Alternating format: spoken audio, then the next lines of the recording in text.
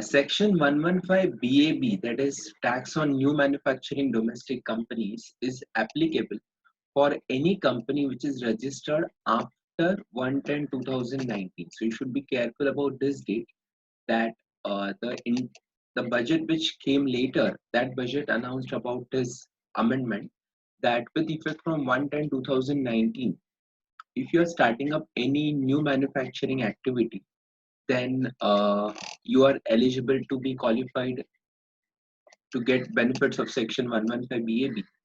But your activity should commence before this date, that is before 31st March 2020. As usual, as like Section 35 AD provisions we discussed, that this business is not formed by split up or reconstruction of the existing business. That means if already business is there, so you cannot split that into two and get this benefit. Next is where the business is formed as a result of re-establishment, reconstruction, or revival, as referred to in Section 33B, in the circumstances and within the period specified under that section. So, if they are formed by, in case of insolvency, the company may be re-established or the internal reconstruction may take place. So, in that case, you can take the benefit of this section. Secondly, the company does not use machinery or plant previously used for this purpose. This is like an additional depreciation. So you have to have the entire set of machinery, which is a newly purchased machine. Then any plant and machinery which was used outside India by any other person shall not be regarded as machinery used for the purpose if the following conditions are fulfilled. That means here they are giving you one benefit, that you can import second hand machine, and for that they have given the benefit subject to condition. First condition is such plant and machinery was not anytime used or installed in India. First. Secondly, such machinery or plant is imported into India from any country outside India. मतलब बाहर से India में import किया है, तो we are not talking about import from export oriented units or SEZs. So technically it is import, but practically, or you can say for income tax purposes, it has to come from outside India.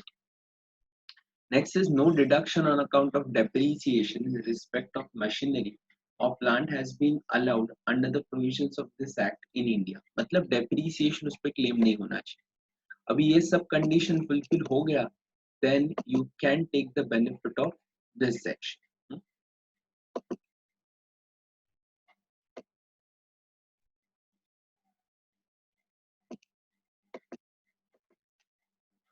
Okay. Now last point, if you read, where in case of any person, machinery or plant is previously used for any other purposes, then the total of all should not exceed 20% of total value of the machinery, which shall be uh, by the company, then this condition shall deemed to have been complied with. मतलब अगर आपको compare करना है तो section 35 AD में जो provisions है, that is for specified business, same provisions are applicable here also, that imported machinery is considered as newly purchased machinery. If I am purchasing machinery which is second hand machine within India, then up to 20% it is allowed. And if I am importing, then it is altogether treated as a new machine. Okay. The company does not use any building previously used as hotel or convention center, as the case may be, under which you have claimed 80 ID deduction. The company is not engaged in business other than business of manufacturing or production of an article or thing. मतलब mainly it should be a manufacturing company. Now exception है इसमें, the business of manufacture of an article shall not include. अगर आप software develop कर रहे हो तो that is not considered as you can say manufacturing activity in India. Then mining, conversion of marble blocks or similar slabs, then bottling of the gas into cylinder, printing of books, and lastly business notified by the central government. तो ये सब business है, यहाँ पे भी कुछ ना कुछ मैन्युफैक्चर हो रहा है या फिर something is being produced, but department considers this is not manufacturing activity. Now those who have already learned excise, और जिन्होंने एक्साइज पढ़ा रहेगा उन्होंने डेफिनेशन ऑफ मैन्युफैक्चर देखा रहेगा, जहाँ पे they emphasize that due to a manufacturing process a new product has to be established, or you can say new product has to be manufactured. अभी यहाँ पे कुछ नया प्रोडक्ट मैन्युफैक्चर हो ही नहीं रहा है, तो इसके लिए डिपार्टमेंट कंसिडर्स कि ये सब एक्सेप्शनल केसेस में आएगा. तो अगर आपको थ्योरी क्वेश्चन पूछा, इवन थ्योरी क्वेश्चन पूछने का चांसेस ज्यादा है इस पे, तो अगर थ्योरी क्वेश्चन पूछ लिया आपको, तो आपको ये सब पॉइंट्स लिखना पड़ेगा कि क्या क्या कंडीशंस बीएबी के लिए आपको फुलफिल करना है. Then the total income has been computed without. Now if you see this paragraph, it is same as that of last section. मतलब जो हमने देखा था 115 BAA section में देखा था, similar proof, or you can say exactly same points are there here, that you are not eligible for 10 AA exemption or 32(1)(2)(a), then AD, AB, ABA, scientific research, then specified business, contribution to notified extension, agricultural extension project or skill development project, और chapter 6 से accept 80JJAA, ये छोड़ के बाकी कोई भी section का benefit आपको, सॉरी, ये सेक्शन का बेनिफिट आपको कुछ भी नहीं मिलेगा, चैप्टर 6 से का नहीं मिलेगा except 80JJAA, and you will compute your income, and जिसके ऊपर आप लोग टैक्स इम्पोज करोगे at the rate of 15% plus surcharge and cess. Okay. Second one is without set off and carry forward of the loss of earlier assessment year if such loss is attributable to any of the deductions referred to above. मतलब कोई भी loss अगर carry forward loss रहेगा तो वो loss हम लोग क्या करेंगे, इग्नोर कर देंगे या फिर छोड़ देंगे. Then depreciation under section 32. Other than 32(1)(2)(a), additional depreciation छोड़ के नॉर्मल डेप्रिसिएशन हमें इनकम टैक्स रूल्स के हिसाब से कंप्यूट करना. देन अदर पॉइंट्स जो है, these points are also some points we have already seen in 115 BAA. अभी यहाँ पे देखते हैं कौन से एडिशनल पॉइंट्स है. ये पॉइंट तो सेम है, स्पेशल रेट का टैक्स सेम रहेगा जैसे लॉन्ग टर्म, शॉर्ट टर्म 111 है, कैजुअल इनकम. देन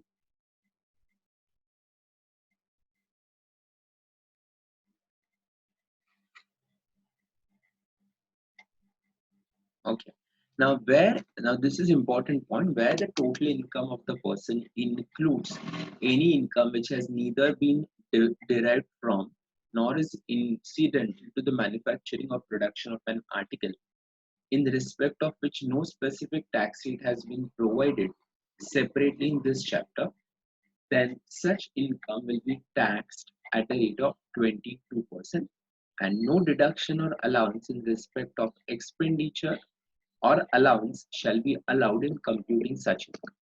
मतलब आपका इनकम जो बाकी का इनकम है वो 22% से टैक्स होगा, एंड उसके लिए आपको कोई भी डिडक्शन या अलाउंस का बेनिफिट नहीं मिलेगा.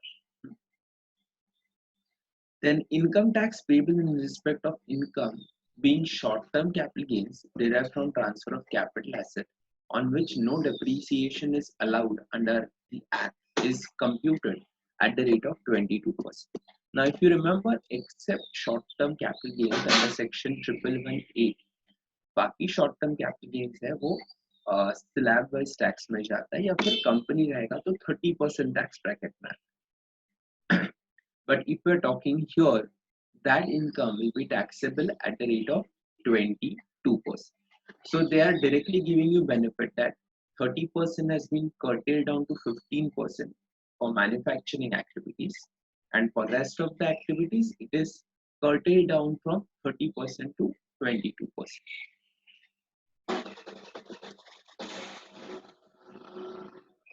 Okay. Where the person fails to satisfy the conditions in previous year, the option shall be invalid in respect of the assessment year relevant to previous year and all subsequent assessment years. मतलब आपने एक बार गलती कर दी तो आप automatically इसके बाहर आ जाओगे and then you will not be allowed to compute the income as per this section. It is similar to section 44AD. Section 44AD याद आ रहा है सबको? हाँ? What section 44AD used to say? Section 44AD is saying that your income will be charged to tax at the rate of, sorry, your income will be computed according to the percentages. 6% of the receipts if they are, if the receipt is bank transfer or online fund transfer, and it will be 8% if it is cash transaction. So that is how we determine the income.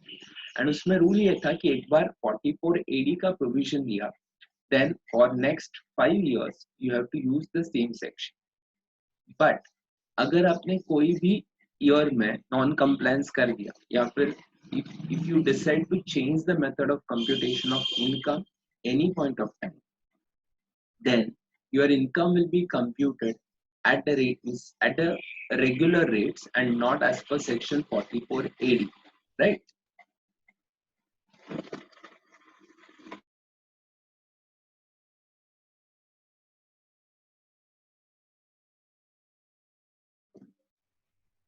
Okay, so similar to this, अगर आपने कोई भी year में non compliance कर दिया या फिर आपने प्रोविजंस फॉलो नहीं किया, देन डिपार्टमेंट क्या करेगा, आपका इनकम रेगुलर टैक्स रेट से कंप्यूट करेगा.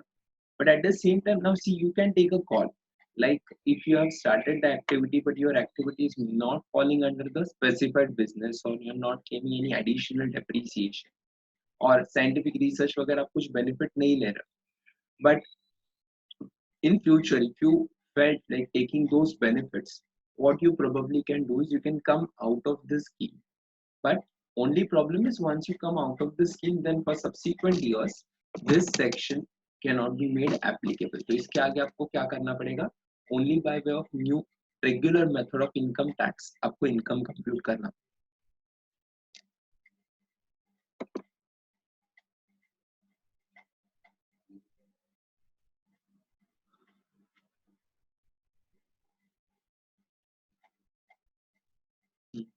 Loss का similar point. Loss referred to in the condition shall be deemed to have been already claimed fully and no deduction will be allowed in subsequent years. Next very important point is, now see, you will say how many restrictions are there, how can I follow so much of rules and regulation, why should I deprive of certain benefits? Then department is saying it is up to you, I haven't compelled you to do it, right?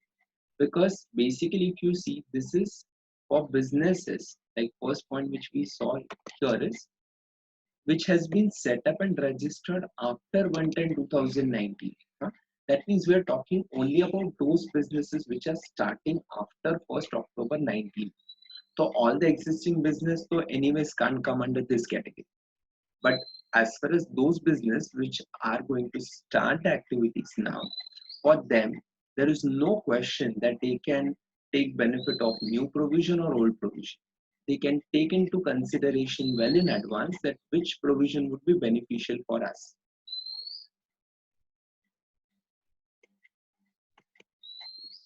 Which provision would be beneficial for us. And if you yourself offer your income to be taxed as per this section, then only income tax will compute income as per section 115 BAB, that is BAB. But otherwise, if you do not express your consent or if you do not express your interest for computing income according to this method, then department is not going to take any action against you. So if you observe here, the option is exercised by the person in the prescribed manner on or before the due date specified under section 139(1) for furnishing the first of the returns of income which the person is required to furnish.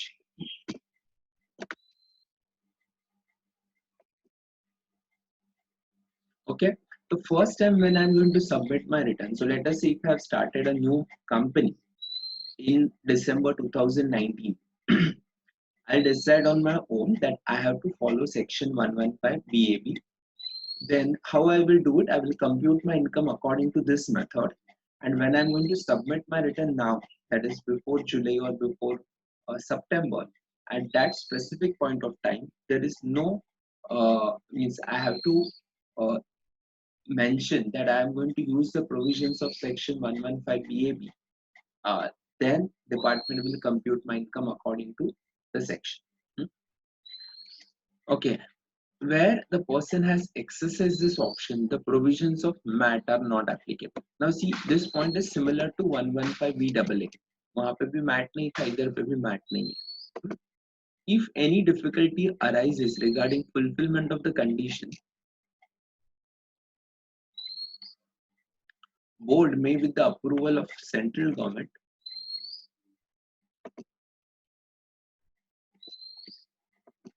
board may, with the help of with the approval of central government, issue guidelines for the purpose of removing the difficulty and to promote manufacturing or production of article or thing using new plant and machinery. Every guideline issued by the board shall be laid before each house of the parliament and shall be binding on the person and the income tax authorities subordinate to it. Now, where it appears to the assessing officer that owing to the close connection between the person to which section applies and any other person, uh, in the course of the business between them is so arranged that the business transacted between them produces to the person more than the ordinary profits which might be expected to arise in such business, officer shall, in computing profits and gains of such business for the purpose of this section, take the amount of profits as may be reasonably deemed to have been derived therefrom. In case of aforesaid arrangement, involves a specific domestic transaction referred to in section 92 BA, the amount of profits from such transaction shall be determined according to arm's length price. The amount being profit in excess of the amount of profit determined by the assessing officer shall be deemed to be the income of the person and will be taxable at the rate of 30%. अभी ये may be आपको समझा रहेगा या फिर आपको doubt आया रहेगा, तो I will give you an example how does this operate.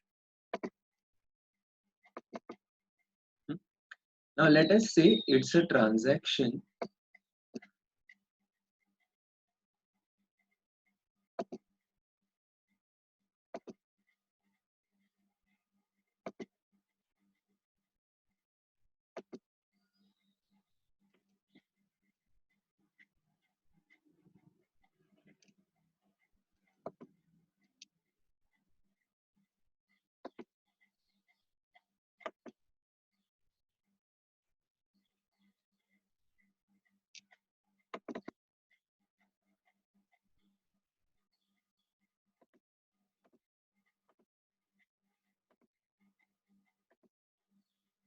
Okay, let us take one transaction. Everyone can see Excel, right?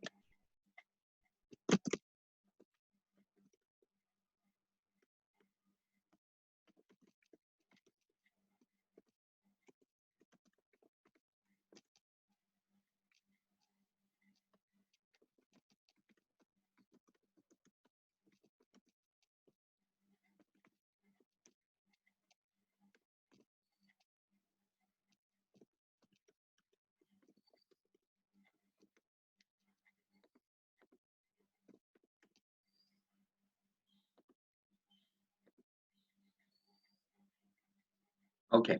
Huh? Now let us say that if I'm selling my product,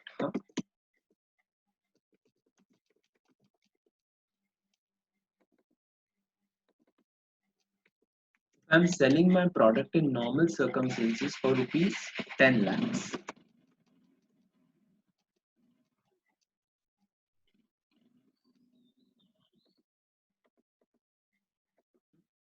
And my cost is, let us say, 6 lakh.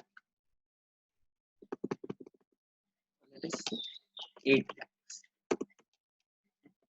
So how much is the profit for me? It is 2 lakhs.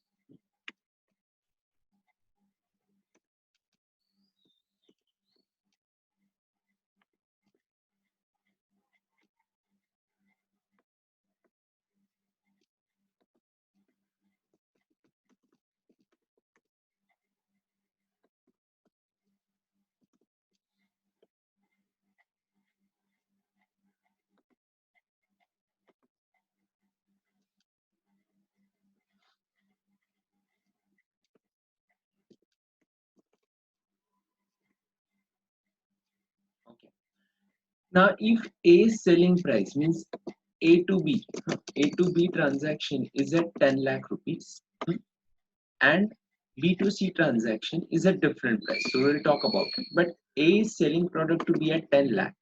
So what is cost to B is 10 lakh. And let us say B is selling this product for rupees 14 lakhs, or let us say 15 lakhs. So on 15 lakhs, he will end up paying tax at the rate of 30%. Huh?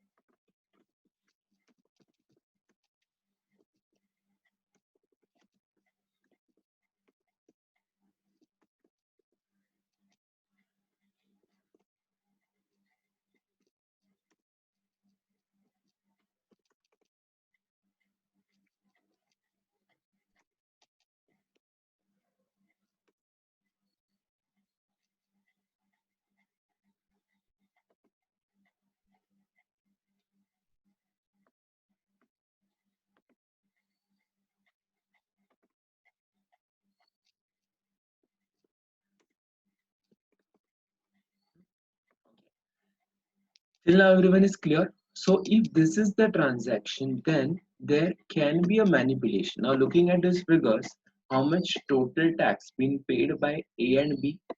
So total tax between A and B is 1,80,000, right? So this is the normal circumstances. Now let us say between A and B, they mutually decide that we will change the pattern of the selling price. So this is the original scenario, and this is the adjusted figures. Now why adjustment is required? Because if you see clearly, for A, tax rate is almost half of B. So what A will do is A will show that he is selling to B at, let us say, 14 lakhs. Now just by doing this, how much tax they have saved? Now you can see here, my profit or A's profit has increased from 2 lakh to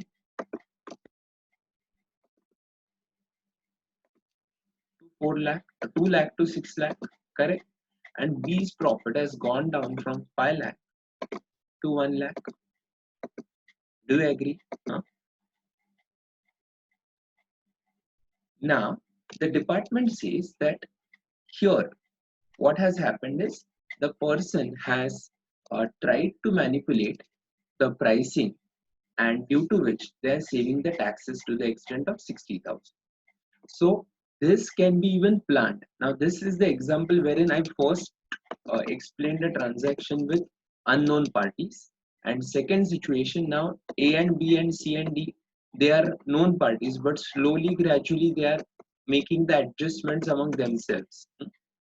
Third possibility is they will decide well in advance. So let us say two people will decide well in advance. So let us say Raju and Samir are two company owners. So they will decide well in advance that okay, uh, Raju will decide that I will start a new manufacturing company, and I will sell product to you at a higher amount of profit, so that the taxes will be saved and which will mutually be shared between both of us.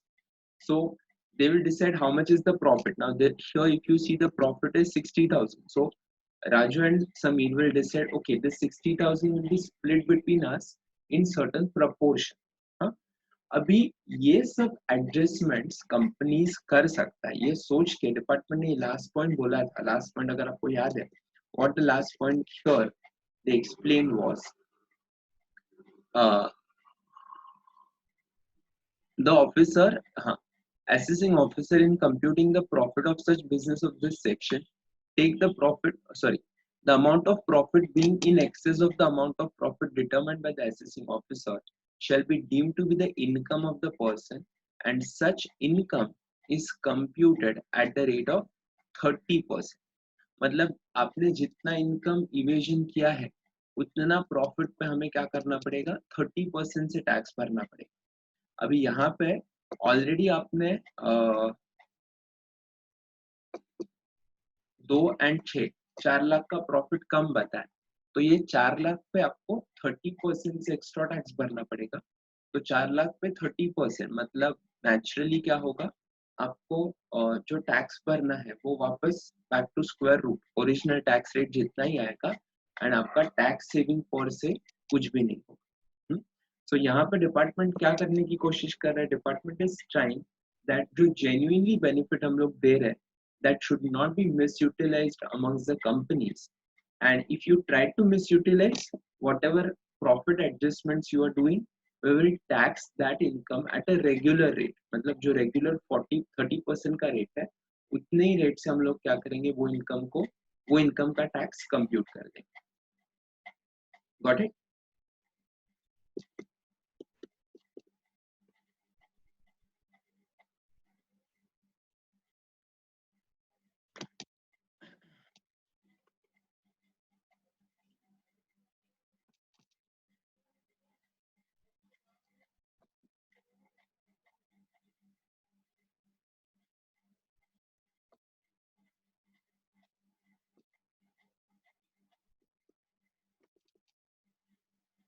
ये section समझ में आ भी, ये जो last का provision था वो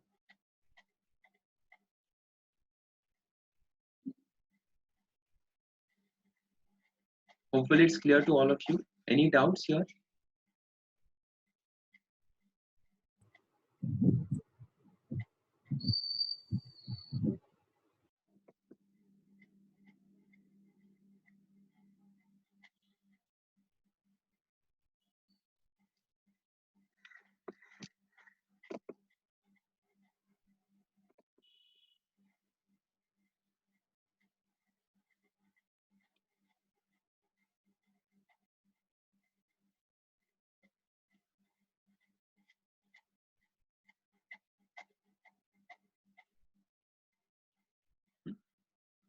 Okay.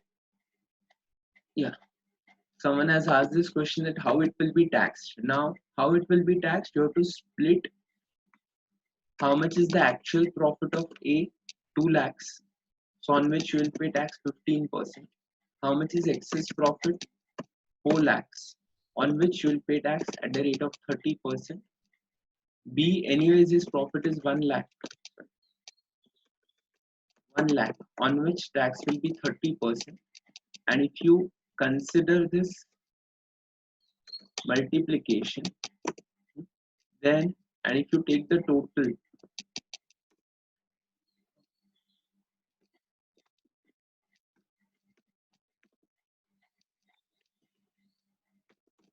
it will be same as that of original tax. मतलब डिपार्टमेंट इन शॉर्ट क्या कर रहा है, आप मैनिपुलेशन कर रहे हो तो उतने एक्सटेंट तक हम लोग आपका इनकम क्या करेंगे, टैक्स वापस ओरिजिनल लेवल पे लेके। Now it is clear?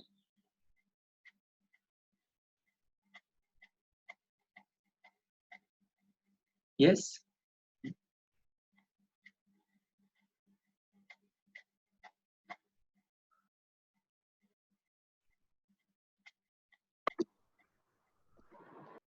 चलो अभी next point is tax on distribution of profits by domestic company, मतलब we are again talking about the dividend distribution tax.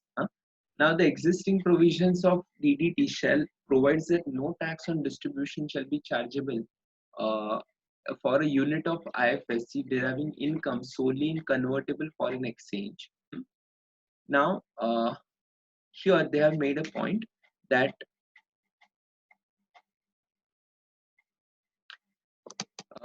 last para, if you see, to facilitate distribution of dividend by companies operating in IFSC, it is amended so as to provide that any dividend paid out of accumulated profit derived from the operations in IFSC after 1/4/2017 shall also not be liable for tax on distribution. मतलब IFSC centres के लिए या unit of IFSC के लिए एक benefit था कि उनको DDT भरना नहीं पड़ेगा, बट वो DDT कौन सा था, स्पेसिफाइड henceforth कि करंट ईयर में प्रॉफिट आया वो मैंने डिस्ट्रीब्यूट किया, उसके ऊपर आपको टैक्स नहीं है, but they haven't specified the transaction wherein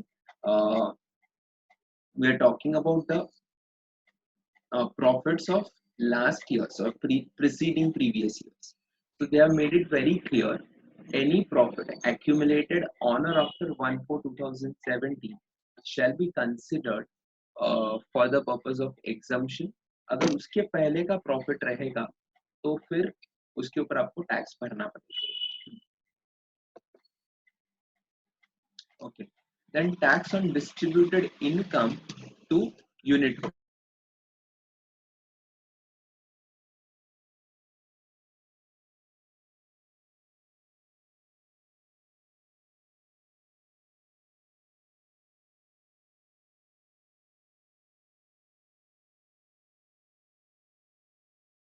If you see the last para, no additional income tax shall be chargeable in respect of any amount of income distributed on or after 1/9/2019 by a mutual fund of which all unit holders are non-residents and which fulfills certain conditions which are specified. तो उन्होंने ये condition specify कर दिया, sorry specified conditions fulfill कर दिया, तो mutual fund जो non residents के लिए डिस्ट्रीब्यूशन कर रहा है उसके ऊपर भी डीडीटी नहीं आएगा.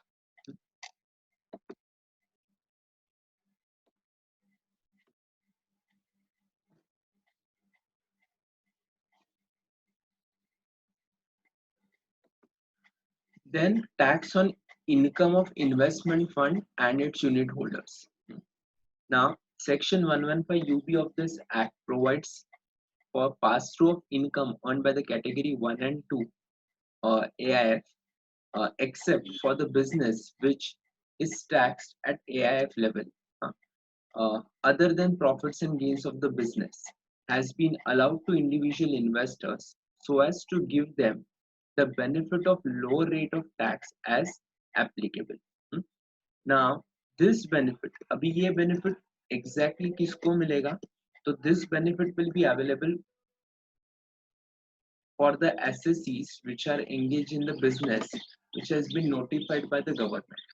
तो ये बिजनेस में आपने ट्रांजैक्शन किया तो आपको कंसेशनल रेट ऑफ टैक्स लगेगी, बट वो कंसेशनल रेट ऑफ टैक्स लेने के लिए certain conditions are required to be fulfilled.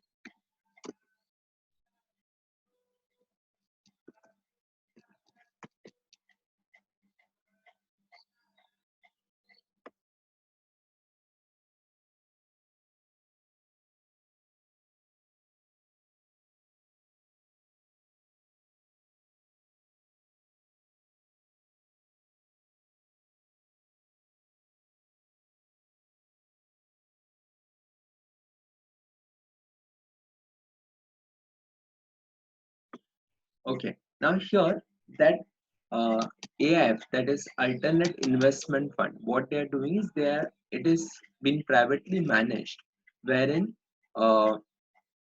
the funds are pulled in like a mutual fund of funds are pulled in from the certain category of investors, whether they are Indian or from abroad, for investing it in accordance with the defined investment policy for the benefit of investors. So it is like you can say it is like a mutual fund, but it is being managed privately. So they will not involve everyone. So it is like, let us say 10 HNIs, that is 10 high net worth individuals coming together and they are investing and pulling up their resources. So that can be considered as alternate investment fund. Now here, pass-through profits other than profits and gains has been allowed to individual investors so as to give them benefits of lower tax rate as applicable. Now pass-through losses are not provided under the existing regime and are retained at the AIF level to be carried forward and set off in accordance with Chapter 6. In order to remove the genuine difficulty, it is amended so as to provide the business loss of investment fund, if any, shall be allowed to be carried forward and it shall be set off in accordance with the provisions of Chapter 6 and it shall not be passed on to the unit holder. हाँ? मतलब in short what they are trying to say, अगर loss मैंने इनकर किया तो वो जो loss है वो फंड ही कैरी फॉरवर्ड करेगा. जी हमने ये सिमिलर प्रोविजन बिजनेस ट्रस्ट में देखा था जहां हमने कैलकुलेशन देखा था कि कौन से केसेस में we will ask the investors to pay taxes and कौन से केसेस में benefit या you can say losses bear करना पड़ेगा फंड को। तो ऑन सिमिलर प्रोविजंस अगर बिजनेस लॉस वो फंड को हुआ तो वो फंड खुद वो लॉस क्या करेगा नेक्स्ट ईयर में कैरी फॉरवर्ड करेगा। लेकिन अगर उनको प्रॉफिट हुआ तो then that profit will be pass through मतलब इन्वेस्टमेंट फंड क्या करेगा, पैसा इन्वेस्ट करेगा, प्रॉफिट कमाएगा and then that profit will be distributed amongst the members. तो ये केस में अगर मुझे प्रॉफिट हुआ तो मैं डिस्ट्रीब्यूट करूंगा एंड डिस्ट्रीब्यूट करूंगा तो इंडिविजुअल इन्वेस्टर्स को भी टैक्स भरना पड़ेगा बट उनको रेट क्या आएगा, कंसेशनल रेट आएगा। बट अगर लॉस हुआ तो मैं कुछ डिस्ट्रीब्यूट नहीं करूंगा। तो ये तो बराबर नहीं कि प्रॉफिट आया तो आपको टैक्स भरना पड़ेगा एंड लॉस आया तो कुछ बेनिफिट नहीं। डिपार्टमेंट से लॉस आया तो कोई प्रॉब्लम नहीं, you can carry forward that loss but it can be claim by the person that is the investment fund itself. That loss benefit cannot be shared by the individual investors. Loss other than business loss shall also be ignored for the purpose of pass-through to the unit holders if such loss has arisen in respect of unit which has not been held by the unit holder for a period of at least 12 months.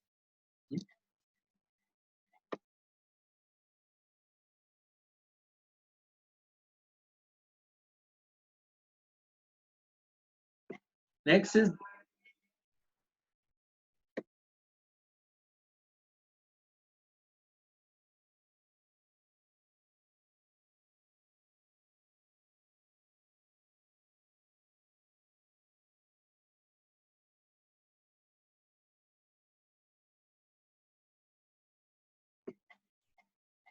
okay.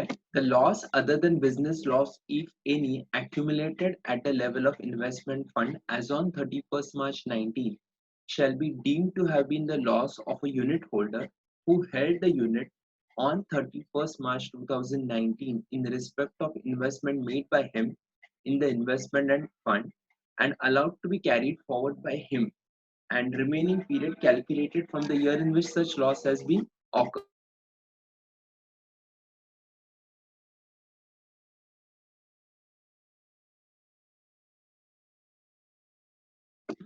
मतलब पहले तो ये provision नहीं था, वहां पे loss भी क्या होता है इंडिविजुअल इन्वेस्टर के पास जाता एंड वो लॉस भी वो कैरी फॉरवर्ड करते हैं बाद में यूज करते हैं। तो what they are saying is अगर 1920 में लॉस हुआ तो वो लॉस वो फंड खुद बेयर करेगा, कैरी फॉरवर्ड करेगा। बट अगर प्रीसीडिंग ईयर का लॉस है जो already as per the rules हम लोगों ने मेंबर्स में डिस्ट्रीब्यूट किया है तो वो मेंबर्स क्या करेंगे, वो लॉस को अपना जैसे रेगुलर कैरी फॉरवर्ड रूल्स है उसके हिसाब से कैरी फॉरवर्ड करेंगे एंड उसको एडजस्ट कर देंगे। Lastly, the loss so deemed to be in the hands of unit holders shall not be available for the investment fund for the purpose of chapter 6। तो ये जो लॉस इन्वेस्टर्स के हाथ में हम लोगों ने दिया है उसका बेनिफिट फंड नहीं ले सकता।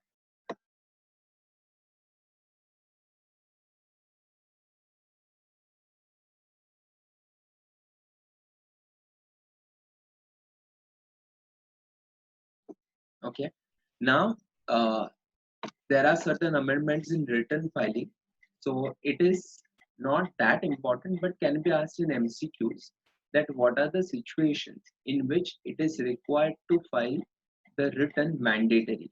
Huh?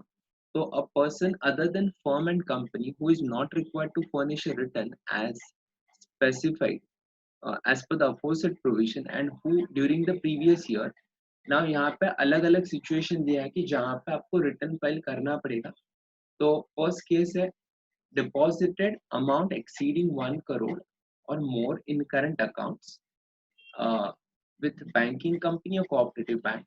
Secondly, has incurred expenditure exceeding 2 lakh for himself or any other person for travel to a foreign country. Then aggregate incurred expenditure of an aggregate amount exceeding 1 lakh towards consumption of electricity and fulfill such other conditions as may be prescribed. तो ये अगर conditions हुआ तो SSC को क्या करना पड़ेगा, SSC को रिटर्न फाइल करना पड़ेगा। Further currently a person claiming rollover benefit, okay, shall furnish a return of income on or before the due date in such form and verified in such manner as may be prescribed. Further, currently a person claiming rollover benefit of exemption from capital gains, a tax on investment in specified assets like house, bonds, etc., is not required to furnish a return of income if after claim of such rollover benefits, his total income is not more than maximum amount not chargeable to tax. In order to make furnishing of return compulsory for such person, it amended so as to provide that a person who is claiming such rollover benefits of investment in a house or a bond or other assets shall necessarily be required to furnish a return if before claim of the rollover benefits his total income is more than maximum amount not chargeable to tax. Means कोई भी person can now see in these sections, if you remember capital gains में these sections are there where you can take the benefit of exemption. हाँ? अभी exemption benefit हम लोग कैसे ले सकते हैं? तो घर बेच के घर लिया या एग्रीकल्चर लैंड बेच के एग्रीकल्चरल लैंड लिया या फिर industrial land and building compulsorily acquire हो गया, तो ये अलग अलग सेक्शंस वहां पे अप्लाई होगा. हाँ? अभी ये बेनिफिट कैसे होता है कि आपको 2-3 साल का पीरियड दिया जाता है फॉर इन्वेस्टमेंट, तो ये बेनिफिट रोल ओवर होगा. तो यहाँ पे अगर एसएससी का इनकम बिलो एग्जम्पशन लिमिट है तो there is no problem, but if his income is more than exemption limit then compulsorily he is required to file the return of income. PAN and Aadhaar ये हमने already हमें पता है that Aadhaar is mandatory for specified transaction, that is not so important. Okay, now come to next section, that is 194I. Now 194I is TDS on rent. So TDS on rent में हमने देखा bifurcation, that if it is rent for plant and machinery, furniture fixture, land and building, तो 194I के अंदर हमारा transaction cover होगा. And that transaction amount has to be a business transaction. Business transaction रहेगा तो आपको 194I एप्लीकेबल होगा. तो उसके लिए एनुअल लिमिट था 1,80,000. अभी 1,80,000 की जगह पे ये हो गया 2,40,000. तो आपको टीडीएस करना पड़ेगा on rent provided your rent exceeds ₹2,40,000. Okay. Now TDS on payment of life insurance policy. Now the present requirement to deduct tax at the rate of 1% on such payment was there. Like when the person is paying more than 10% of the sum assured. ये हमने देखा था कि वो cases में उसका LIC का maturity proceeds exemption में नहीं जाएगा, उधर उसको क्या करना पड़ेगा, टैक्सेस पे करना पड़ेगा. अभी अगर टैक्सेस उसको पे करना है, so then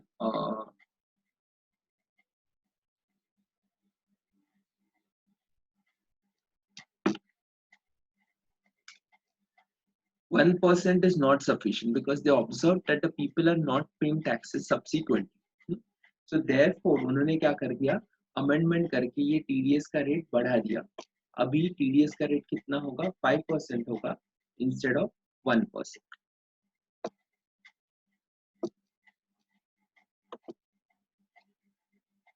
okay, TDS on transfer of immovable properties.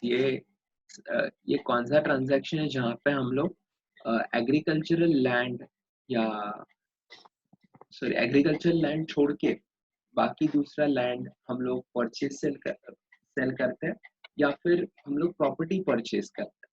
तो at the time of purchasing such property आपको क्या करना पड़ेगा, टैक्स कट करना पड़ेगा which was 1% of the amount. Now here the term consideration of immovable property was not defined, and it was noted that the transaction is involving purchase of immovable property. There are other types of payments besides the sale consideration, which is buyer contractually obliged to pay to seller, either under the same agreement or under the different agreement. Some of such payments are right to amenities like club membership fees, car parking, electricity, water fees, maintenance charges, etc. To provide consideration.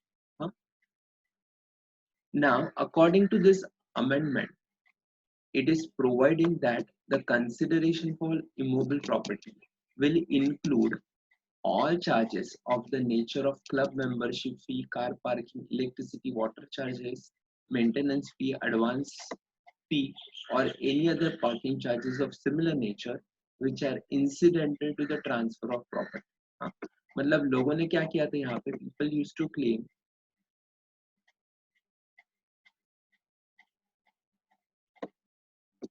okay, people claimed here that property value is 60 lakh and the amenities are 5 lakhs. So then TDS should be deducted on only property value, that is 60 lakh.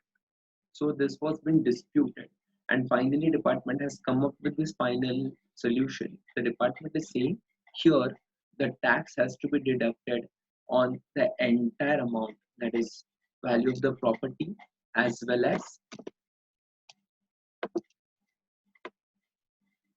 the other charges in the nature of club membership fee, car parking, electricity, etc. Then you have payment of certain sums by certain individuals or HUF. So any individual or HUF who is responsible for paying the following sum during the financial year, any sum to any resident for carrying out any work, or any sum by way of commission, or any sum by way of professional services, tax cannot be deducted if aggregate amount of such sum credited or paid to a resident during the year does not exceed 50 lakh rupees.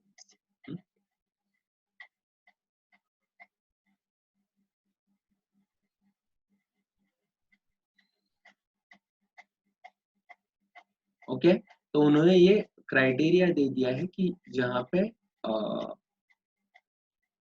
Individual and HUF payment कर रहे हैं, तो उसमें ये transaction 50 lakh के ऊपर नहीं गया तो आपको टीडीएस करना नहीं पड़ेगा।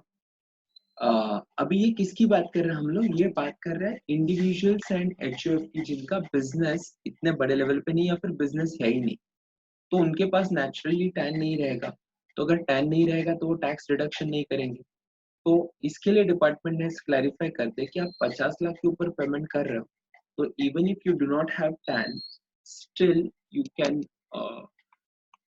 Deduct TDS for this transaction eight the rate of 5%। तो यहाँ पे 5% से आपको ट्रांजैक्शन पे टीडीएस पे करना पड़ेगा।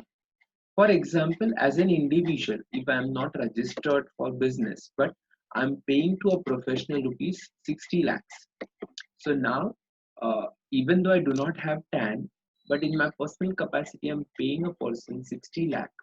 That means it's a transaction exceeding 50 lakh for professional services. Then I should deduct tax at the rate of 5%. तो 5% से ये ट्रांजैक्शन पे क्या होगा, टीडीएस आएगा एंड बैलेंस अमाउंट एसएससी को रेमिट कर देंगे।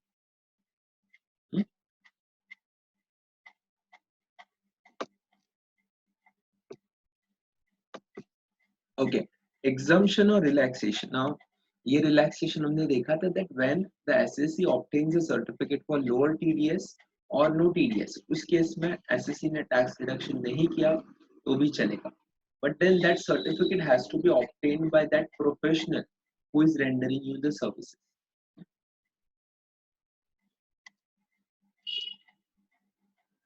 Okay, now there is this new section, payment of certain amounts in cash.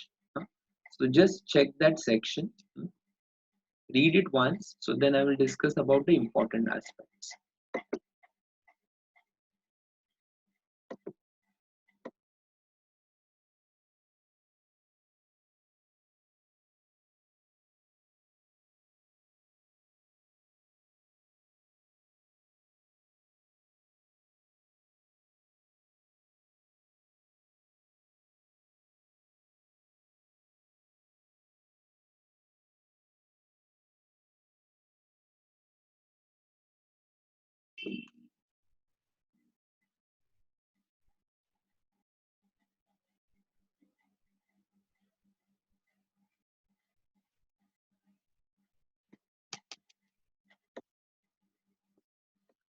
Okay, next section is regarding recovery of tax. So here we are talking about a person who is a non-resident or who was a resident who generated income and who left abroad, जिससे हमें tax recover करना है।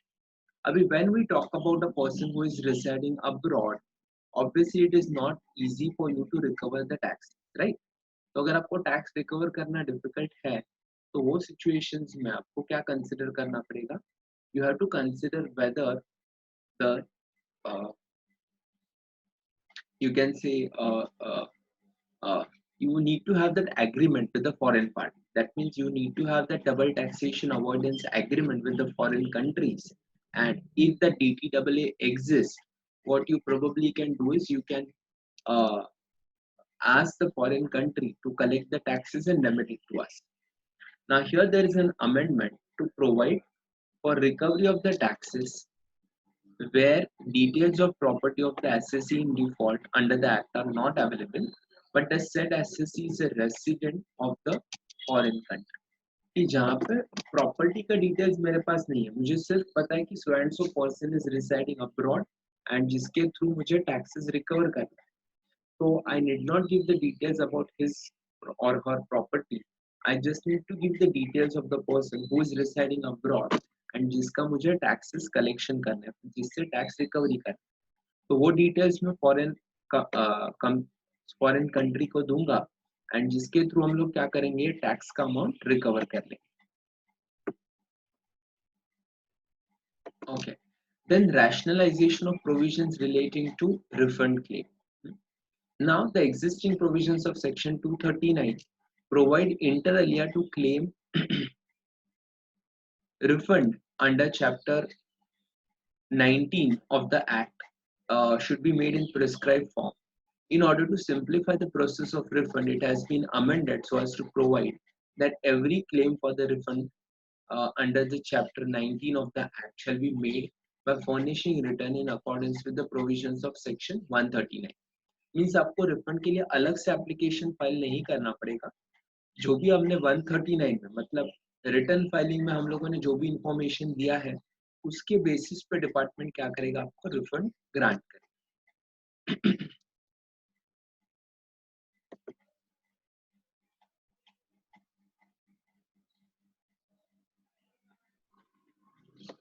Okay, next is mandating acceptance of payment through prescribed electronic modes.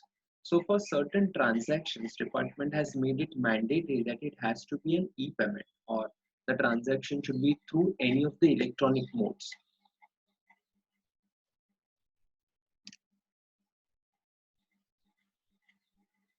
Okay.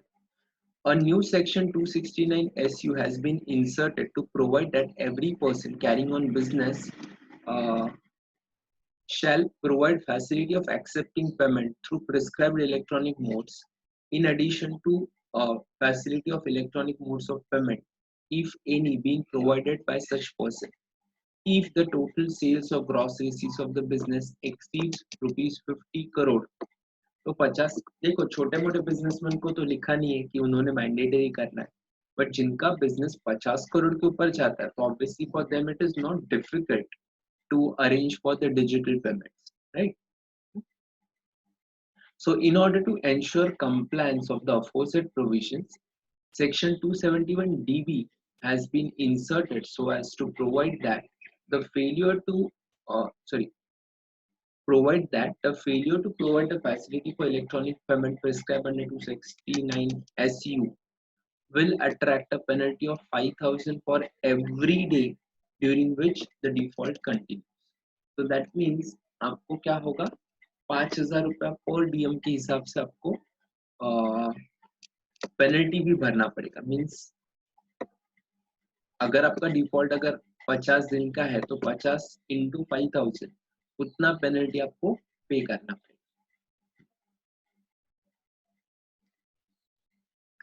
Next transaction. Now see these are all points which are छोटे छोटे points है जिस पे MCQs आ सकते हैं, बड़े क्वेश्चंस या थ्योरी क्वेश्चंस इस पे नहीं आएंगे. Then rationalization of penalty provisions regarding underreported income.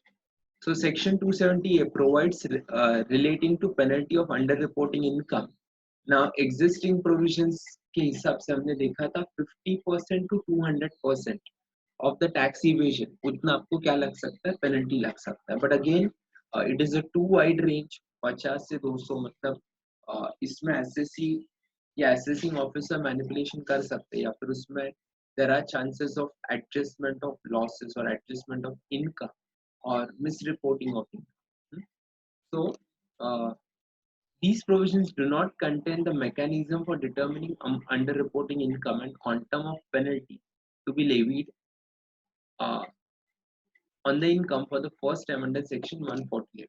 148 मतलब रीअसेसमेंट का सेक्शन है. तो रीअसेसमेंट के टाइम अगर आपसे कुछ टैक्स रिकवर करना है तो वहां पे manner of computing the quantum of penalty in case of person of underreporting income has been suitably amended. मतलब वहां पे उन्होंने वो प्रोसीजर प्रिस्क्राइब किया है कि कौन से प्रोसेस से हम लोग अंडर रिपोर्टिंग इनकम निकालेंगे एंड पेनल्टी डिसाइड करेंगे.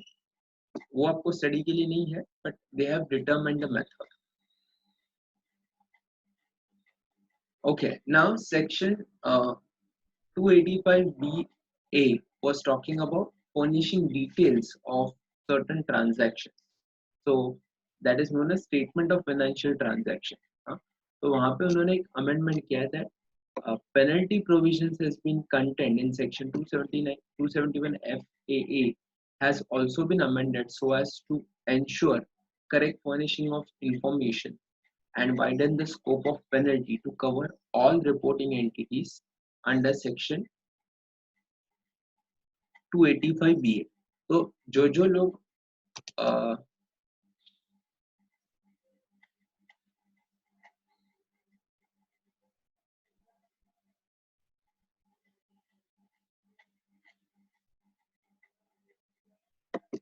ओके, जिन एसएससीज को ये डिटेल सबमिट करना मैंडेटरी है, तो वो एसएससीज को का स्कोप उन्होंने क्या कर दिया, वाइडनिंग कर दिया कि उसमें कौन कौन इंफॉर्मेशन सबमिट करना चाहिए. एंड पहले लोग इंफॉर्मेशन सबमिट नहीं करते थे तो देयर वाज नो पेनल्टी और fine as such, but now department has widened the scope and they also have made the rules for imposing the penalty.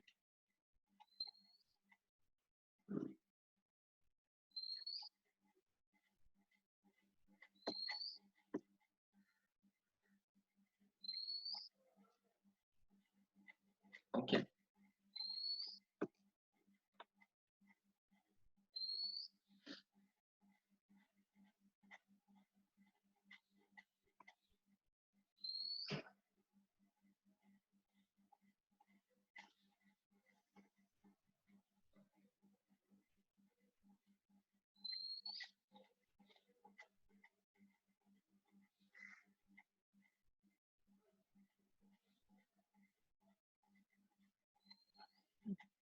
Okay.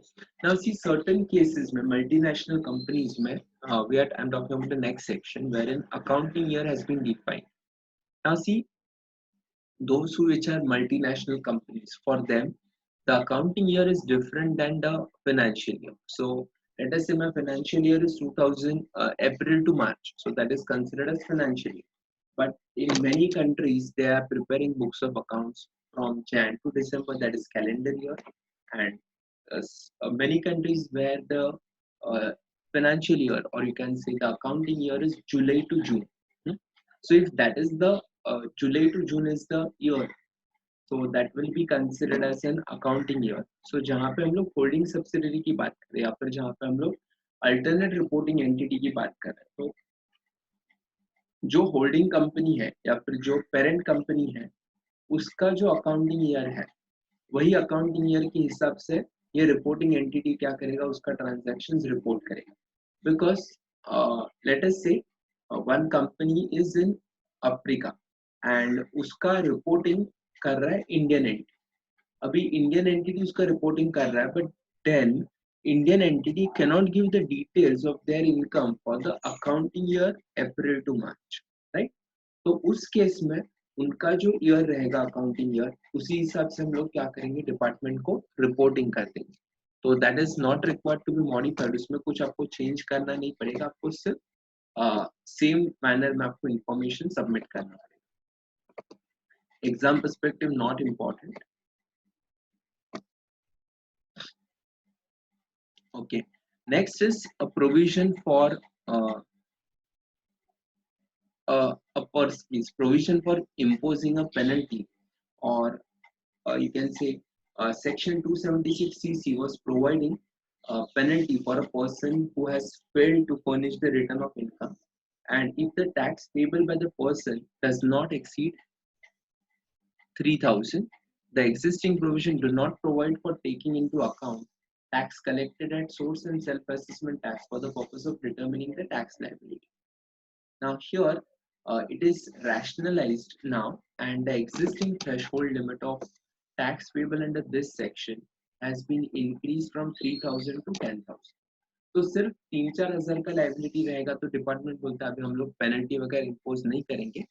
अगर लाइबिलिटी 10,000 के ऊपर है तो हम लोग क्या करेंगे, 276cc में पेनल्टी प्रोवाइड करेंगे। We have covered one section of this in our theory notes. तो अगर आपको याद है तो उसमें 3000 का प्रेफरेंस है, तो वो 3000 के जगह पे भी वो 10,000 के ऊपर के ट्रांजैक्शंस को पेनल्टी इम्पोज करेंगे। अब ये पेनल्टी इम्पोज करने के लिए 10,000 क्यों रखा? बिकॉज बेसिकली एडवांस टैक्स कभी हम लोग पे करते हैं जब भी मेरा टैक्स लाइबिलिटी 10 के ऊपर रहेगा तभी। तो ऑलरेडी एडवांस टैक्स भी डिपार्टमेंट बोल रहा है कि आप नहीं भरो, आप सीधा रिटर्न फाइलिंग के टाइम आप टैक्स भरो, तो you can not impose additional penalty on that person. इसके लिए वो लिमिट उन्होंने क्या कर दिया, 10,000 कर। Okay, now there was one disputed point, it is not that relevant, we were already following the same rule कि सेक्शन 234 एबीसी का इंटरेस्ट या फिर सेल्फ असेसमेंट टैक्स या स्क्रूटिनी असेसमेंट का टैक्स वो डिटरमिन करने के लिए हम लोग क्या करते थे, सेक्शन 89 का रिलीफ लेते थे, एंड रिलीफ लेने के बाद हम लोग क्या करते थे, टैक्स कंप्यूट करते थे। बट ये जो सेक्शन है 234 एबीसी देन 143 140 है, उसमें यहाँ इसका उन्होंने रेफरेंस दिया नहीं है, means they haven't talked about specifically कि आपको डबल टैक्स सॉरी आपको अगर सैलरी का या बाकी रिलीफ मिला रहेगा ग्रेचुइटी का या फिर वीआरएस का, तो वो हम लोग कंसिडर करेंगे, ऐसा करके स्पेसिफिकली बोला नहीं था। But now this section has clarified that for computation of tax we have to consider the relief, and after considering the relief only we can compute the tax liability.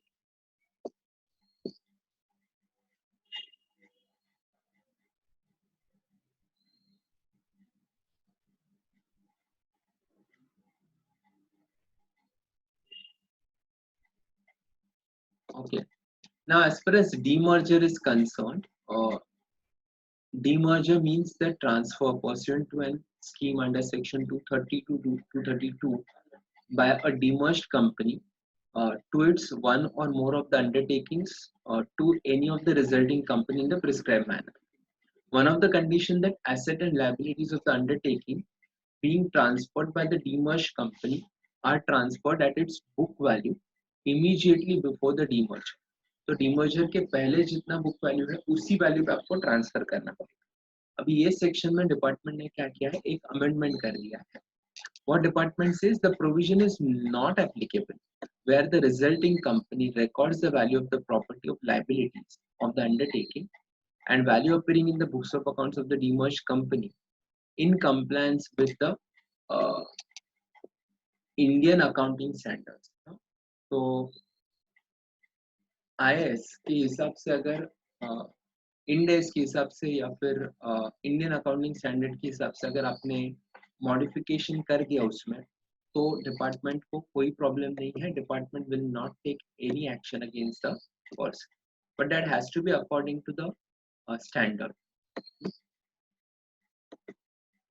Okay, next is provision in connection with power of assessing officer in respect of modified return of income filed in pursuant to signing the advance pricing agreement. अभी APA provisions आपको याद है, advance pricing agreement में क्या हो रहा था, for international transaction we were having a dispute कि arm's length price decide कैसे होगा, उसके लिए मेथड कौन सा लगाना पड़ेगा, या फिर मैं ये मेथड से ये आर्म्स लेंथ प्राइस निकाल रहा हूँ तो वो करेक्ट है कि नहीं। ये सब का आंसर करने के लिए डिपार्टमेंट ने एक प्रोविजन लाया that you can go for advance pricing agreement. That means you can have an agreement with department in advance that you can elaborate them the transaction. कि let us say I am having a transaction with a company in UK and हम लोग product cell करने वाले हैं and उसमें हम लोग इतना प्रॉफिट मार्जिन रखेंगे एंड हमारा आर्म्स लेंथ प्राइस ये मेथड से फॉलो होगा एंड एक बार डिपार्टमेंट ने वो एडवांस प्राइसिंग एग्रीमेंट एक्सेप्ट कर दिया then for all the subsequent similar transaction you can consider the same method of computation. Secondly, same method of determining the income. तो उसके हिसाब से हम लोग क्या कर सकते हैं उसका इनकम कंप्यूटेशन कर सकते हैं. अभी यहाँ पे एपीए का बेनिफिट देने के लिए उन्होंने क्या कर दिया 92 CD also provides the mechanism including filing of modified return of the taxpayer and manner of completion of assessments by the assessing officer having regard to the terms of the APA. तो advance pricing agreement का completion करने के लिए आपको assessing officer having regard to the APA आपको क्या करना पड़ेगा मॉडिफाइड रिटर्न फाइल करने के टाइम भी आप क्या कर सकते हो एडवांस प्राइसिंग एग्रीमेंट का बेनिफिट्स क्लेम कर सकते हो. पहले ये प्रोविजन उन्होंने एलैबोरेट नहीं किया था. पहले ओनली सब्सिक्वेंट रिटर्न्स में आपको ये बेनिफिट था. यहाँ पे मैं कोई ओरिजिनल रिटर्न या एग्जिस्टिंग रिटर्न को मॉडिफाई कर रहा हूँ या उसमें चेंजेस करवा रहा हूँ तो भी हम लोग क्या कर सकते हैं we can still take the benefit of this specific part.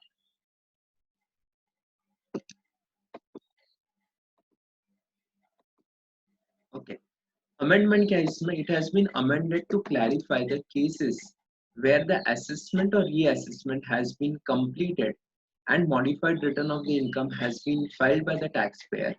The assessing officer shall pass the order modifying the total income according to the agreement which is made under the APA provisions. तो अगर SSC ने कोई भी revise return या modified return file कर दिया still that benefit has to be given by the department.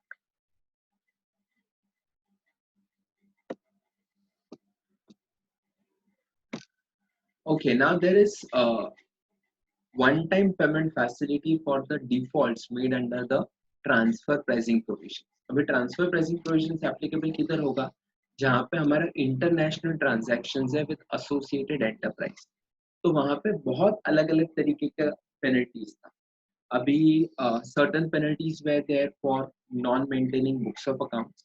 Certain penalties were there for not carrying out transaction at arm's length price.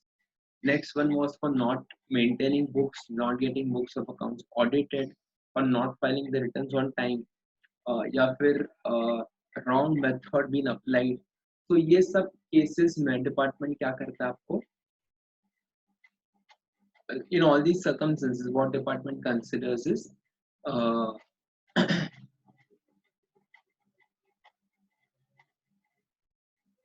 okay. In all these scenarios, what the department considers is आपको one time payment of penalty वो impose कर देंगे and that's it. Instead of imposing penalty for multiple transactions and multiple levels, they have decided that they can go for one time payment of the penalty. Now here, where the assessee shall be required to carry out secondary adjustment, where the primary adjustment to transfer price, the section also provides exemption in cases. मतलब जहाँ पे already मैंने एक बार adjustment किया है income में and उसी income में मुझे सेकेंड टाइम एडजस्टमेंट करना पड़ा तो डिपार्टमेंट क्या करता है आपको थोड़ा उसमें concession they.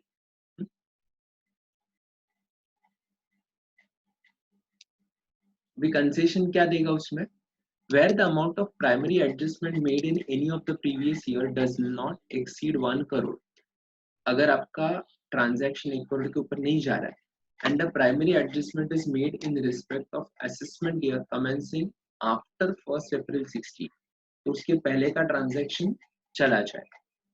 In order to address such concern and to make the secondary adjustment regime more effective and easy to be complied under section 92 CE, it provides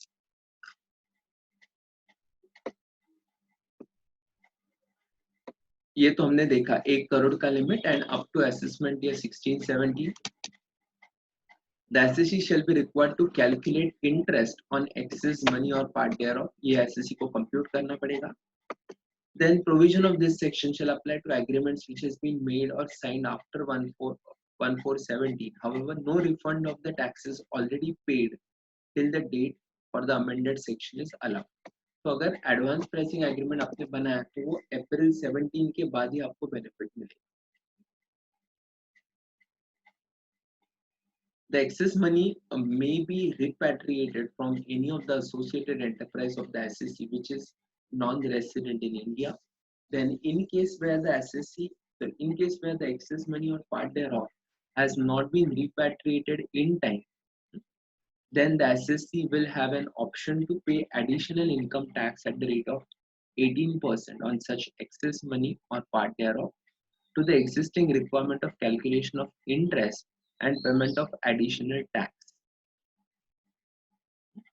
तो वहां पे आपको एडिशनल टैक्स एंड सरचार्ज मिलके 12% था, उसकी जगह पर तो उन्होंने सीधा क्या कर दिया, 18% कर दिया. तो आपको इन शॉर्ट देखो कैसे कि अगर मैंने कुछ प्राइस एडजस्टमेंट करके प्रॉफिट फॉरेन कंट्री में ज्यादा रखा तो वो क्या बोल रहे हैं, वो प्रॉफिट को इंडिया में वापस रिपैट्रिएट करो, मतलब इंडिया में प्रॉफिट को लेके आओगे तो हम लोग एक्सेस टैक्स भरने को नहीं बोले, लेकिन नहीं लेके आए तो हम लोग क्या करेंगे, उसके ऊपर 18% से सीधा टैक्सेस इम्पोज करते हैं.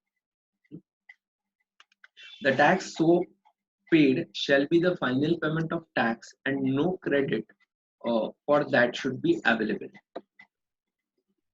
हाँ, मतलब इसमें और कुछ टैक्स क्रेडिट वगैरह नहीं मिलेगा, ये जो पे करेंगे that is full and fine. The deduction in respect of amount on which the tax has been deducted shall not be allowed under any of the provisions of the Act. And assessee paying income tax, he will not be required to make secondary adjustment or compute interest from the date of payment of such taxes.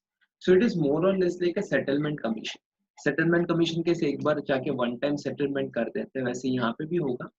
I'll go to them. Bar bar adjustment करने से अच्छा one time adjustment कर देंगे and जो भी income आएगा उसके ऊपर 18% से टैक्सेस पे करते हैं. Okay, now last couple of provisions. Rationalization of provisions relating to maintenance, keeping and furnishing of information and documents. Under obviously the transfer pricing provisions. So the person referred to in B shall furnish the information and documents referred to in section 286(1).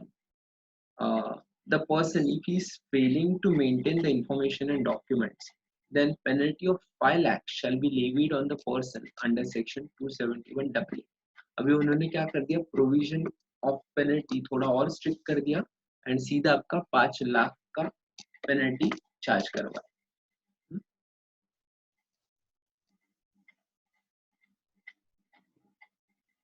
Okay, इसमें domestic transaction भी आएगा, ये हमने already देखा था definition. That domestic transaction कौन सा आएगा, ADA, ADIA, IA10. Then most importantly आपका टर्नओवर 20 करोड़ के ऊपर होना चाहिए. ये सब ट्रांजैक्शन रहेगा तो आप क्या हो जाओगे, स्पेसिफिक डोमेस्टिक ट्रांजैक्शंस में आओगे. अगर नहीं रहेगा तो obviously you will not be covered by the transfer pricing provisions.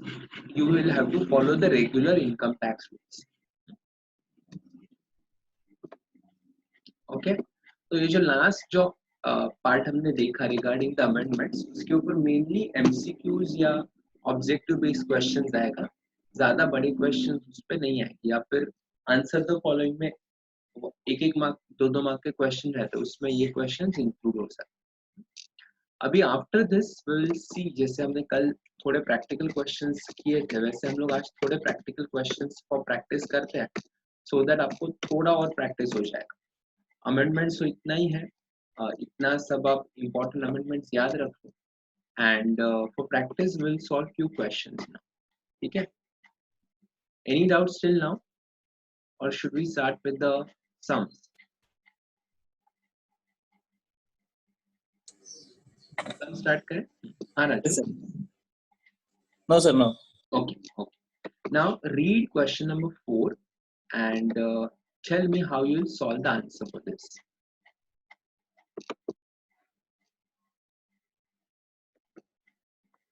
Okay, answer check करें अभी.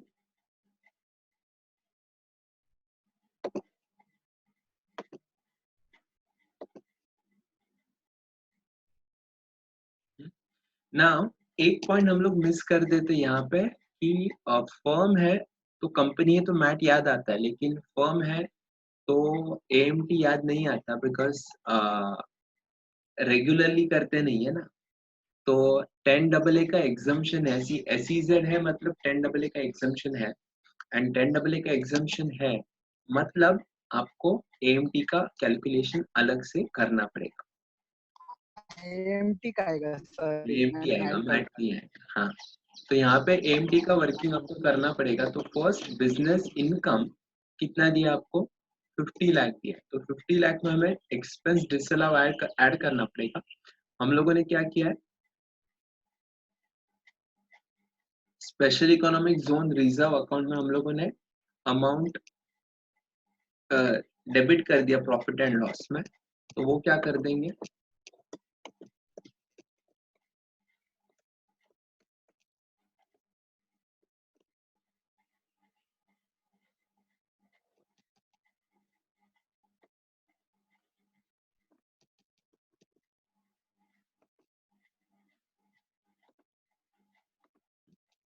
कितना अमाउंट डाल दिया, 20 लाख डाल दिया आपने, बराबर।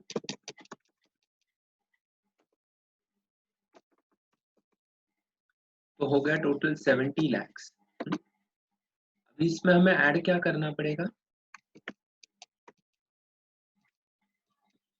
so this is total profit of SEZ unit.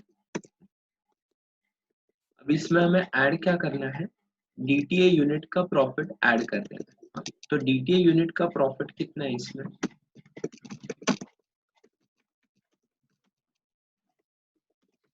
DTA unit मतलब अपना जनरल जो रेगुलर जगह पे रहता है वो वाला यूनिट, उसमें आपको प्रॉफिट दिया है 40 लैक्स का।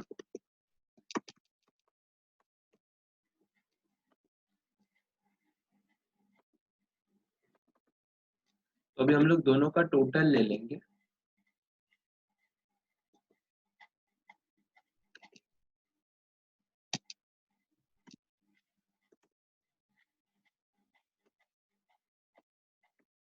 अभी इसमें से सॉरी,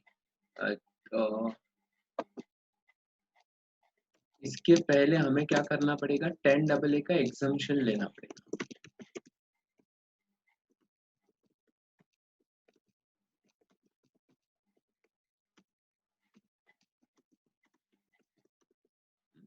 अभी 10 AA का एग्जम्पशन कैसे आएगा, प्रोपोर्शनेट एग्जम्पशन आएगा।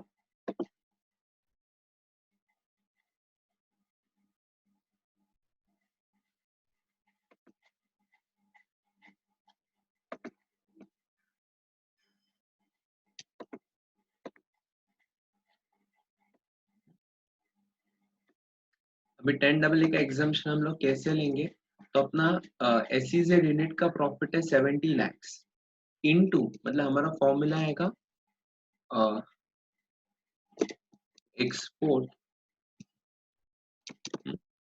Export turnover upon total turnover. याद है ना ये point.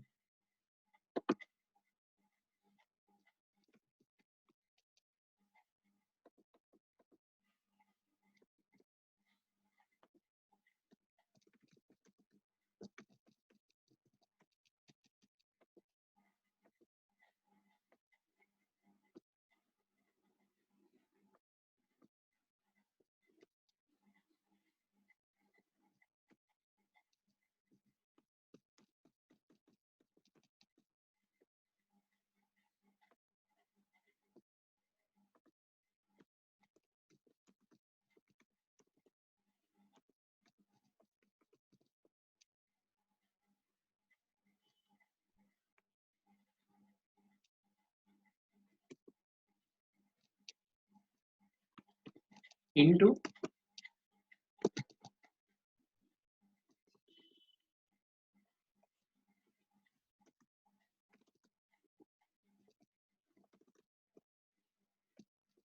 Into profit of SEZ unit. तो ये करके हमें क्या मिलेगा,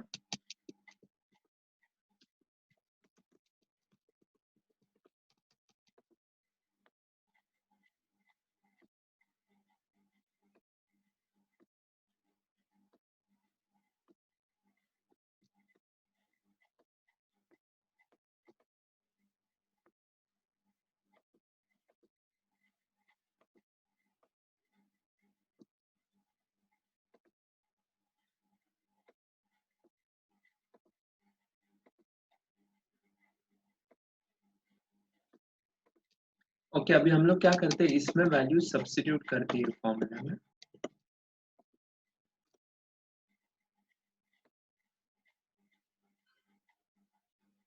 अभी मुझे बता एक्सपोर्ट टर्नओवर कितना है इधर,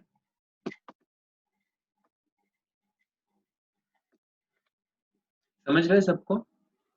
एक्सपोर्ट टर्नओवर कितना है? 150 150 lakhs एंड टोटल टर्नओवर कितना है? 2 करोड़ 10 lakhs, बराबर। Into profit of SEZ unit, SEZ का प्रॉफिट कितना है? 70 लाख का है। तो इसका आंसर कितना आएगा फाइनली?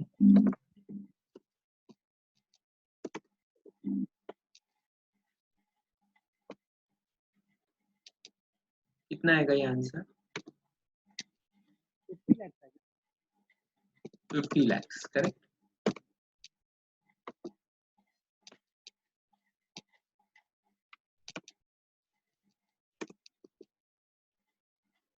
तो यहाँ पे अपना जीटीआई कितना आएगा?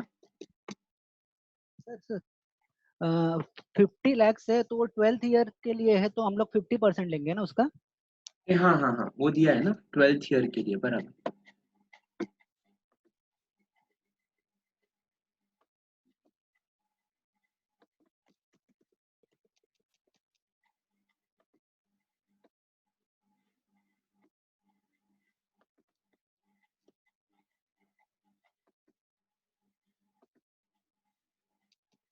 इंटू 50% करना पड़ेगा, तो ये आंसर कितना आएगा? 25 lakhs आएगा।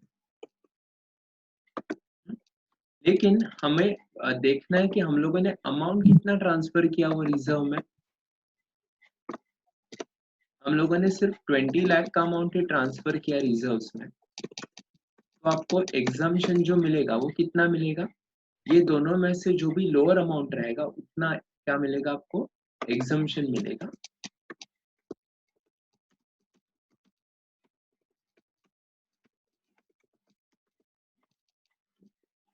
तो यहाँ पे आपको एग्जाम्शन मिलेगा 20 लाख,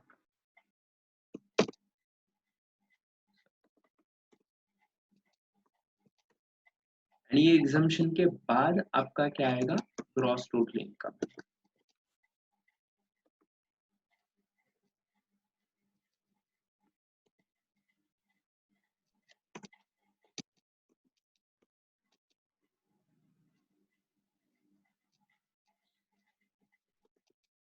समझ में आया? मैं आपको स्टेप्स वापस बताता हूँ। First we have considered business income, then जो हमने रिजर्व्स में ट्रांसफर किया था ना, that should not come here, that should be considered for exemption purposes, तो वो हम लोगों ने पहले ऐड कर दिया। बाद में टीटीए का प्रॉफिट ऐड कर दिया, फिर 10AA का एग्जाम्शन हमें लेस कर दिया। सम में क्लियरली दिया आपको कितना एग्जाम्शन एलिजिबल रहेगा 12th ईयर में है, तो जितना हम लोग कंट्रीब्यूट करेंगे उतना अमाउंट, या फिर प्रोपोर्शनेट अमाउंट का 50%। तो वी कंट्रीब्यूटेड रिजर्व्स में 20 लाख एंड 10AA का जो यूजुअल फॉर्मूला है उसका अमाउंट आएगा 25 लाख। ये दोनों में विचएवर इज लेस, तो एग्जम्पशन आएगा 20 लाख। अभी 90 लाख पे मुझे क्या करना पड़ेगा? टैक्स कंप्यूट करना पड़ेगा eight the rate of 30%। Other income कुछ है नहीं,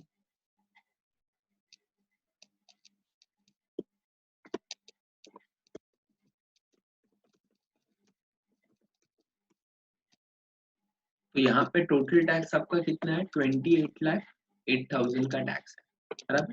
अभी ये वर्किंग हो गया अपना रेगुलर इनकम टैक्स वाला वर्किंग। अभी यहाँ पे हमारा आंसर किधर से स्टार्ट होगा? ग्रॉस टोटल इनकम से स्टार्ट होगा। जीटीआई इधर कितना आएगा? 90 लाख। अभी इसमें ऐड क्या क्या करना है हमें? एएमटी के लिए हम लोग एडजस्टेड टोटल इनकम के लिए क्या क्या ऐड करते हैं? 35 एडी ऐड करते हैं, देन 10AA का एग्जम्पशन ऐड करते हैं। यस भाग्यश की?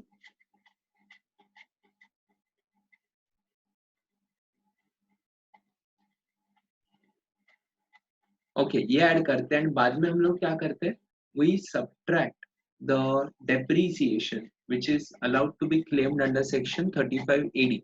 ये 35 एडी का जो कैपिटलाइज्ड एक्सपेंडिचर हम लोगों ने ऐड कर दिया है उसका डेप्रिसिएशन हमें क्या करना पड़ेगा, माइनस कर देना पड़ेगा। तो वो हम लोग क्या करेंगे, लेस कर देंगे। सो 35 एडी तो है नहीं, तो हमें सिर्फ क्या करना पड़ेगा, exemption under section 10AA add कर देना पड़ेगा।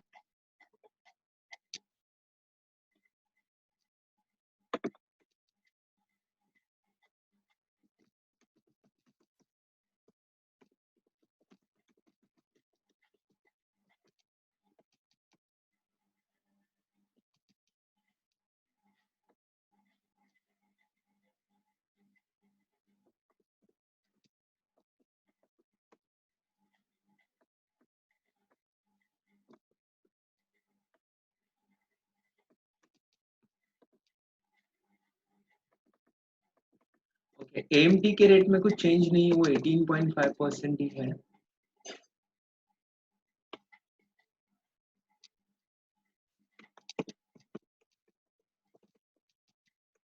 लॉन्ग टर्म कुछ है नहीं। तो यहाँ पे टोटल टैक्स कितना आएगा, 20,35,000 प्लस सेस। और कुछ चेंज होगा इसमें, सरचार्ज भी लग गया ना 12%। यस करेक्ट, सरचार्ज भी हमें ऐड करना पड़ेगा because my income has cross rupees 1 crore. 1 crore cross हो गया तो मुझे surcharge at the rate of 12% लेना पड़ेगा इंटू 12%। वो ऐड करके जो अमाउंट आएगा उस पर हम लोग क्या निकालेंगे, एजुकेशन सेस निकालेंगे। कुल मिला के आपका टैक्स आएगा 23,70,368। सो दिस टैक्स और this tax whichever is higher, लो आपका टैक्स पेबल कितना आएगा, 28,08,000। so ultimately tax payable will be